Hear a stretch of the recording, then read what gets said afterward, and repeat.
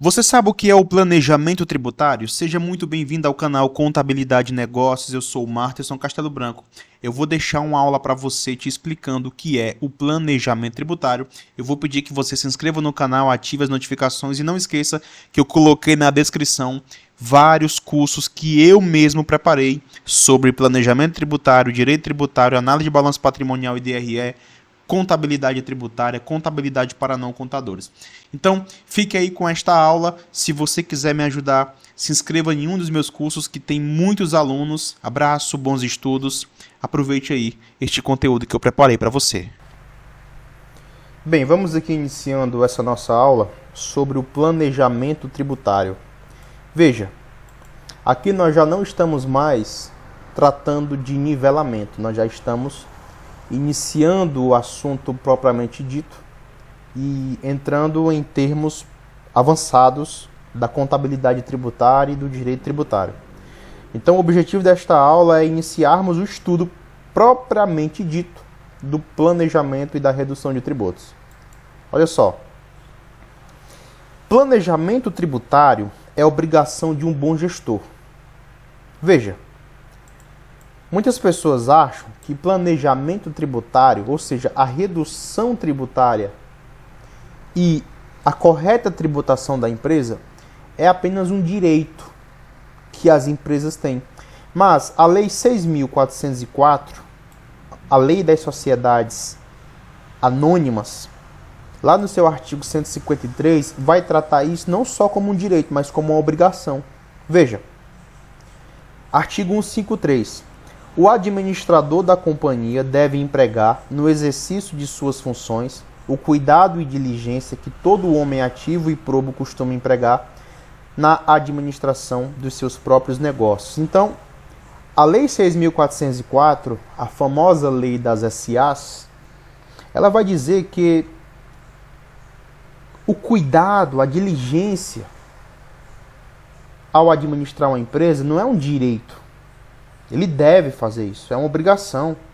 De modo que existem casos que o administrador, junto com todo o seu conselho, podem até ser punidos por não perceberem tais coisas, por não buscarem melhoria, sendo que era possível buscar.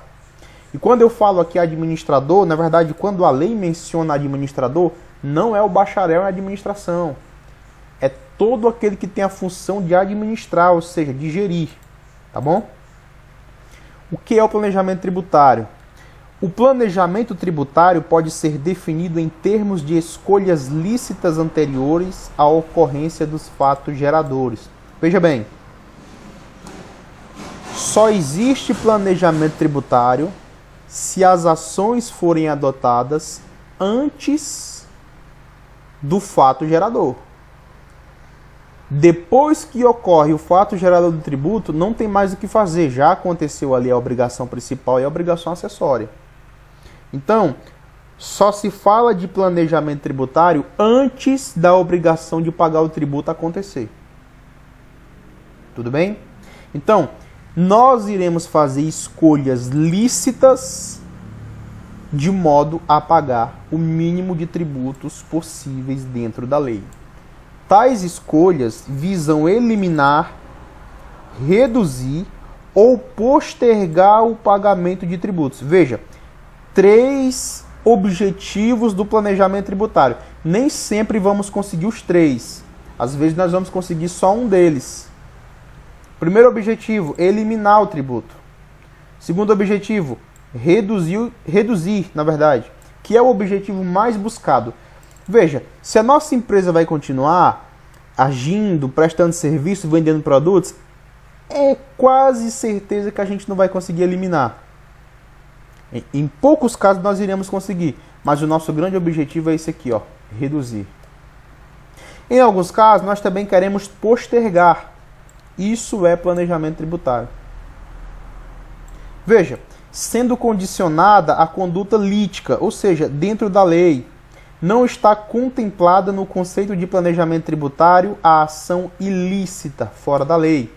Tal diferenciação também pode ser entendida em termos das definições de elisão fiscal, ou seja, escolhas lícitas, legais, e evasão fiscal. Tudo bem?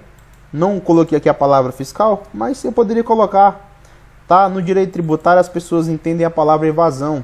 A galera da contabilidade é que precisa do termo evasão fiscal, ou seja, escolhas ilícitas. Isso que é proibido, tá? Não devemos falar em cometer evasão quando estivermos fazendo planejamento.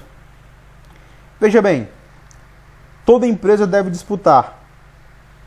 Preste bem atenção, eu não estou lendo ainda. Muitas pessoas pensam o seguinte, reduzir tributo tem a ver só com sobrar mais dinheiro. Se a empresa paga menos tributos, vai sobrar mais dinheiro. E não é só isso. Olha aqui o slide. Toda empresa precisa disputar mercado com outras empresas. E uma das coisas que mais atrapalham nessa disputa são os custos e despesas. Os tributos são parte bem considerável nesses custos e despesas. Logo, ao conseguir reduzir tributos de maneira legal, ou o lucro aumenta, tá? Ou o lucro aumenta, ou o valor do produto será reduzido, tornando a empresa mais competitiva. Então veja, o grande objetivo do planejamento tributário, quando a gente elimina, reduz ou posterga tributos, não é só fazer o lucro aumentar. Quando sobra mais dinheiro, nós podemos o quê? Reduzir o valor de nosso produto, tornando a empresa mais competitiva. Então, na maioria dos casos, o planejamento tributário vai deixar a empresa mais competitiva no mercado. Não é óbvio? Se eu vou gastar menos com impostos, eu posso reduzir o valor do meu produto. Ou posso deixar sobrar mais dinheiro no caixa. O famoso lucro, tá? Veja, sistema tributário nacional. As normas obedecem a uma hierarquia, muitas vezes desrespeitadas pelos legisladores ou gestores públicos, ocasião em que as empresas devem recorrer a instâncias judiciais para questionar a cobrança de determinado tributo, por exemplo. Por este motivo, é necessário reconhecer esta hierarquia, que pode ser representada de forma simplificada na lista por importância. Então veja, existem muitos casos em que o ente público, ou seja, o ente ativo tributante, ele vai ser abusivo. E o contribuinte precisa entender essa hierarquia. Isso aqui é tranquilo, tá? Eu nem deveria colocar esse slide. Eu coloco esse slide mais em aulas de direito tributário, mas eu estou colocando aqui só para você ter noção da hierarquia das normas.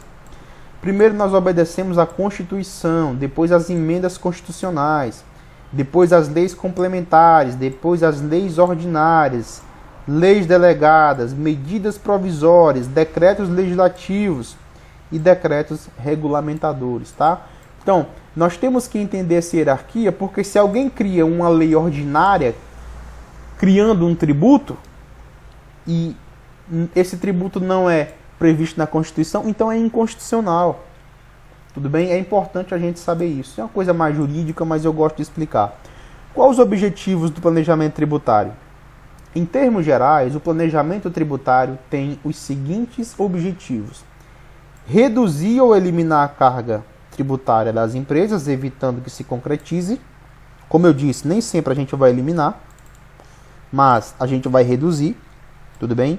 Efetuar operações tributáveis e ou reduzir a base imponível de tributação. A base imponível de tributação é a base de cálculo, é aquela que nós iremos aplicar a alíquota do tributo.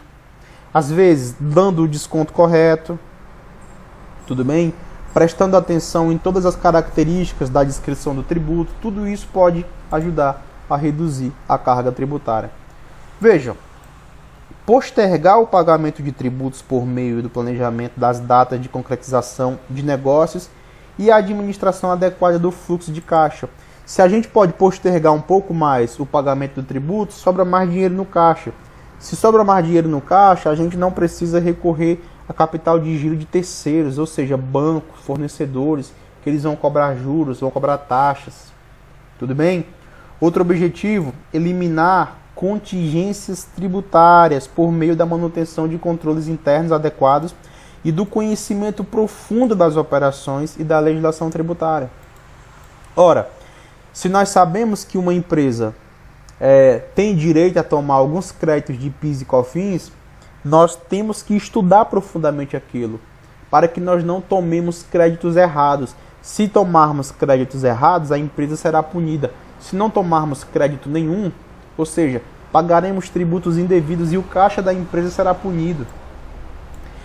Outro objetivo do planejamento tributário é reduzir o custo burocrático por meio da racionalização de processos e funções, bem como da padronização e informatização de procedimentos. Então, quando a gente entende de tributação de verdade, a gente vai racionalizar as coisas, a gente vai diminuir aquela burocracia, a gente vai quebrar menos cabeça. Quando você estuda de verdade e aparece um conflito dentro da empresa, um conflito tributário, você sabe onde ir na fonte. A maioria das pessoas que aprendem o mecanicismo do sistema, quando acontece um problema, ela não sabe resolver. Tá? O planejamento tributário é basicamente dividido em duas partes. Parte 1. Planejamento tributário por opção legal. Veja. Escolher o melhor regime tributário para determinada empresa é uma opção legal de planejamento. O empresário tem o direito de escolher entre o real, o presumido e o simples. Então, o planejamento ele começa escolhendo o melhor regime tributário. O empresário tem o direito de fazer essa escolha. E quando eu digo direito, não estou dizendo que ele vai colocar no que ele quer. Não, ele vai colocar naquele que é melhor para o negócio dele. Saber que mesmo duas empresas parecidas do mesmo ramo não necessariamente devem estar no mesmo regime tributário. Já falei isso aqui para você lá no comecinho, no exemplo de nosso curso. Veja, exemplo com duas empresas parecidas. Nós temos aqui a padaria A e nós temos aqui a padaria B. O faturamento da padaria A é 1 milhão. As compras anuais é 400 mil. As despesas, 300 mil. E o lucro líquido, 300 mil. Tá? Nós temos aqui a padaria B. O faturamento anual também é 1 milhão. Mas as compras, veja, elas diminuíram em relação à padaria A. As despesas também são menores. O lucro é maior. São duas padarias. Olha aqui o texto. Mesmo essas duas empresas tendo estruturas parecidas, sendo do mesmo ramo e estando no mesmo bairro, a estrutura financeira delas é diferente e isso vai influenciar na tributação. Não é porque essa está no lucro presumido que essa deve estar também. O lucro é maior, o lucro aqui é menor. As compras aqui são maiores, as compras aqui são menores. As despesas aqui são maiores, tudo isso deve ser levado em consideração. Não podemos escolher um regime tributário só pelo segmento da empresa. Isso está errado. Tá? Por isso, é necessário o aluno dominar os 3 regimes tributários profundamente de verdade. Eu garanto que você dominará no decorrer do curso. Parte 2. Planejamento tributário estratégico. Veja. Criação de nova empresa, pois existirá casos onde é melhor ter 2 empresas do que uma. Em especial agora, com modificações no imposto de renda, com a reforma tributária que vai acontecer mais cedo ou mais tarde. Então, vai chegar momentos que é melhor ter 2 empresas. Divide ela em 2 e coloca uma no simples, outra no presumido, ou então outra no presumido e outra no real. Se for o caso, divide a empresa em 3. Agora, tem que saber fazer isso. Não pode só dividir por dividir, não pode ter 3 CNPJ e colocar no mesmo prédio, com o mesmo funcionário, com o mesmo sistema, com a mesma conta de energia, com o mesmo medidor de água. Isso é amadorismo. E eu não permito que os meus alunos façam isso. Olha esse texto aqui como é importante. Ao mesmo tempo que não se deve perder de vista o propósito negocial. O planejamento tributário é a escolha da ação menos onerosa em termos tributários. Portanto, o contribuinte tem que evitar a simulação fiscal. Não pode ter simulação. Tem muitas empresas dividindo o negócio em 2. Aí o que é que elas fazem? Elas continuam no mesmo prédio. Dividem o mesmo aluguel. O mesmo medidor de energia. O mesmo medidor de água. O funcionário que é pago por uma realiza atividades na outra. Entendeu? O almoxarifado está à disposição das duas. Isso é amadorismo, isso está errado, isso é simulação. Isso é crime. Quando a fiscalização chega, ela vai pegar isso aí. E o que eu ensino para os meus alunos é não cometer esse tipo de amadorismo. Se você estuda de verdade, como vocês vão estudar aqui, você não vai cometer isso. Ou então, na hora que você chegar numa empresa e se deparar com isso, você vai perceber, cara, aqui tem uma simulação. Isso aqui vai gerar problema no futuro. Se sofrer fiscalização, vai dar problema. Eu vou criar aqui casos de simulação e nós iremos estudar juntos. Vamos analisar também casos reais de simulação, tá bom? Como fazer planejamento tributário? O primeiro passo para elaborar um planejamento tributário consiste na definição do melhor regime tributário para a empresa. Lucro real, lucro presumido, lucro arbitrado, simples nacional ou valores fixos. Professor, o senhor diz que lucro arbitrado não é opção. É verdade. Mas, veja, existirão casos em que eu vou ensinar você a tirar a empresa do presumido durante o ano e colocar ela no real. Mas para isso tem que passar pelo arbitrado. Mas o arbitrado nunca é opção. O arbitrado é só transição rápida. E depois ela vai para o real. Tá bom? Mas isso não é fácil. Isso não pode ser feito com amadorismo. Tá bom? O planejamento tributário está firmado em uma gestão fiscal e tributária, exigindo 1. Elaborar um estudo histórico da sociedade empresária, verificando a origem das operações realizadas, a fim de identificar as menos onerosas. Então, nós iremos aprender a fazer um estudo histórico da empresa. 2. Verificar a incidência dos fatos geradores dos tributos recolhidos a fim de evitar pagamento maior ou cobrança indevida. Tá? Nós iremos aqui estudar corretamente a incidência. Professor, não já era para eu estar estudando? Calma, eu ainda nem comecei a falar dos regimes tributários. Calma, fica tranquilo. Eu sei que essas promessas de estudar no futuro vai gerando frustração no aluno, porque o aluno já quer chegar na primeira aula aprendendo a dividir uma empresa em duas. Professor, na segunda aula eu já quero aprender a fazer cálculos, já quero aprender a fazer análise de base de cálculo de tributos. Isso, gente, isso é avançado, calma. Vamos com calma, tá bom? Olha a grade curricular, olha aí as aulas futuras e você vai ver que tudo já está postado. Vamos com calma. Veja, 3. Identificar os fatos geradores prescritos com o objetivo de evitar ação fiscal. Tomar cuidado com coisas que aconteceram e não foram percebidas, que deveriam pagar o tributo, que isso pode gerar problema. Tá bom? Analisar ao final de cada exercício social qual é o regime tributário que proporciona economia tributária na incidência do imposto de renda e contribuição social. Ou seja, todo final de ano fazer de novo um levantamento tributário. Realizar auditoria fiscal e tributária para verificar a existência de créditos fiscais não aproveitados. Isso eu vou ensinar você, tá bom? Isso aqui eu garanto. Ao adotar medidas e realizar o planejamento tributário, o responsável técnico deve fazer o acompanhamento do planejamento para medir os resultados, tá bom? Professor, eu vou aprender a medir? Claro que vai.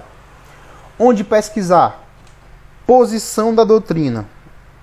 Contempla a opinião, ainda que resumida, de estudiosos no assunto, ou seja, doutrinador, os quais são comumente citados em qualquer obra, mais especialmente em peças processuais, em demandas nas quais se discute determinado ato do contribuinte versus o do fisco. Quando você estiver extremamente avançado nesse assunto, você vai aprender a fazer essas pesquisas, tá? No CARF, na Receita Federal, na Cefaz, na Cefim. Beleza? Eu estou colocando isso aqui só para você já começar a entender que quando você estiver muito avançado, você vai fazer essas pesquisas aqui. B. Posição do fisco. O fisco federal, estadual e municipal. O fisco, olha só, geralmente oferece, especialmente para a matéria tributária mais complexa, diversos entendimentos que podem ser publicados na forma de respostas a consultas formuladas ou posicionamentos sobre o contencioso tributário. Então, o fisco, nessas 3 esferas, ele responde perguntas, tá bom? No âmbito federal, nós temos o CARF, que é o Conselho Administrativo de Recursos Fiscais, órgão colegiado misto composto de representantes do fisco e dos contribuintes. oferece vários casos muito explorados por profissionais que pretendem adotar medidas de planejamento tributário. Então, no CARF, nós temos um grupo de pessoas que vão julgar várias causas tributárias, em que esses juízes, na verdade, eles não são juízes de direito, tá? São juízes do fisco que vão estar lá em nome do fisco e juízes do contribuinte que vão estar lá em nome do contribuinte. Isso não significa que os juízes do fisco sempre vão defender o fisco. Não, eles vão defender o que eles acreditam que é verdade. Tudo bem? Continuando. Nós temos também a posição da justiça. Embora as decisões judiciais não tenham poder normativo, ou seja, não alteram por si leis ou normas tributárias, tais decisões geralmente criam precedentes que são muitas vezes acatadas e incorporadas pelo fisco. Isso aqui todo aluno de direito sabe, que são as fontes do direito, tá? A ética, a moral, a doutrina, a jurisprudência, isso aqui é jurisprudência. Então, quando um tribunal toma uma decisão, o outro tribunal, quando se deparar com um caso parecido, que não esteja previsto em lei como ele fazer, ele vai fazer uma coisa chamada hermenêutica analógica. Ou seja, ele vai comparar os casos, vai analisar a decisão do tribunal que tomou uma decisão primeiro sobre aquilo e vai fazer uma analogia. Baseado nessa analogia, ele vai fazer a sua hermenêutica, alguns chamam de exegese jurídica, e vão tomar as decisões e vão fazer a interpretação pessoal daquele tribunal. Agora, a interpretação de um tribunal não é definitivo. Por quê? Porque o Brasil tem as instâncias, primeira, segunda e terceira. Tudo bem? Espero que tenha gostado da aula. Não pule as próximas. Em cada um aprenderemos coisas importantes e que podem fazer a diferença na hora das decisões. Qualquer dúvida que você tiver, não tenha vergonha. Me mande sua pergunta e eu vou te responder. Abraço.